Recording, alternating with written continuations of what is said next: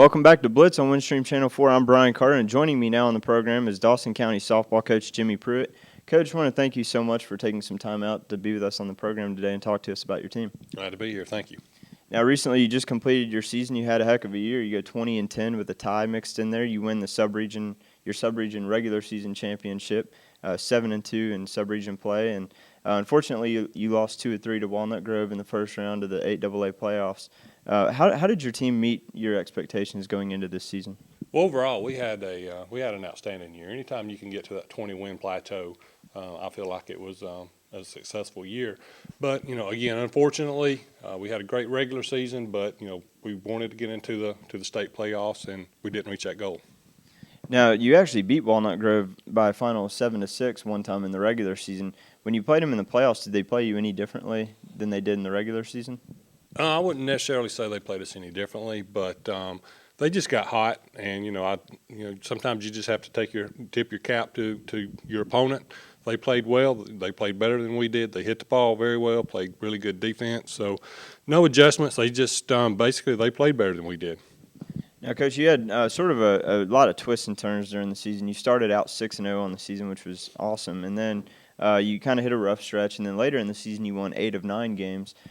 From a coaching standpoint, is it frustrating dealing with the twists and turns and the roller coaster year like that?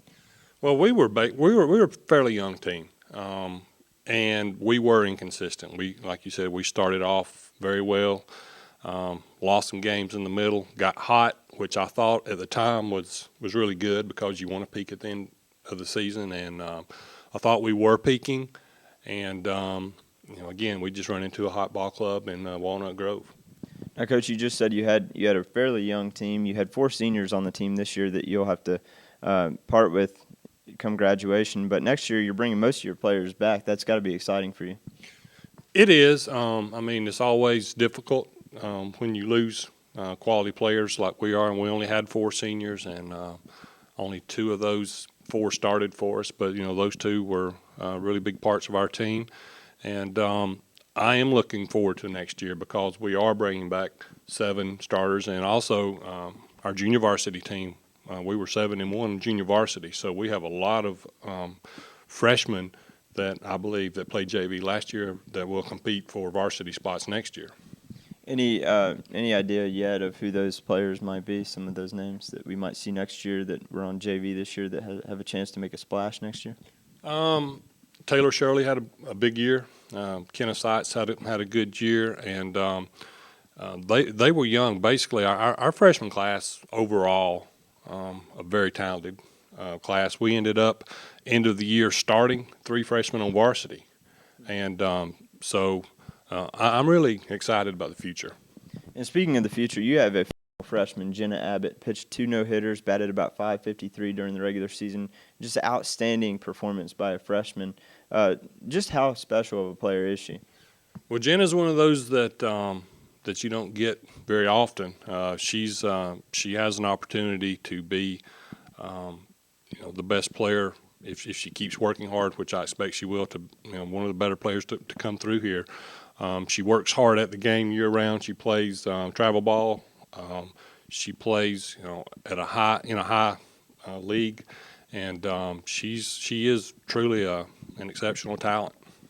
Now, Coach, do you plan to take a different approach to next season that you have in years past, or going year to year, do you approach your season any differently than the previous season?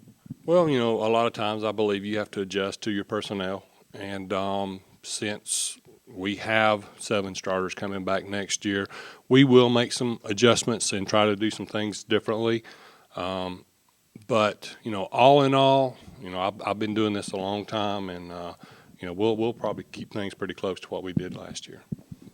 Now, it seems like you're almost there getting back into the state playoffs. 04 and 05 teams got there, and this year you were just 1 win away from getting back in that bracket. What's it going to take for next year's team to get back there? Well, we just have to get over that hump. We were 1 game away with this year. We lost the 2 out of 3 game series with Walnut Grove. We just hopefully we'll learn from that experience and remember how it felt like not being able to go to the state playoffs. So, hopefully we'll learn from our mistakes from this past year, and those carry over to next year. Coach, just last thing we want to get in is just get kind of your coaching background here. Talk a little bit about your time here at Dawson County and the different teams that you've coached and how this program has turned out the way you wanted it to. Well, I started off when I took over the program. It was still slow pitch, and I was a slow pitch coach for 4 or 5 years. Then we went into fast pitch, and we've been fortunate ever since we've played fast pitch here. I've had some great talent, and we made the state playoffs actually 3 years in a row, and we didn't get to Columbus, but we made the state sectionals those 3 years, and we had a couple of down years, but now I believe the talent level is back up to where we want it to be. Well, Coach, again, we really enjoyed you being on the show, and I personally enjoyed covering your team throughout the season, and hopefully next year you'll be able to get back in that state playoff bracket. Thank you. We will try. Coming your way in just a few moments, we have the Blitz Player of the Week, some football highlights, and some basketball previews. Stick around for more Blitz.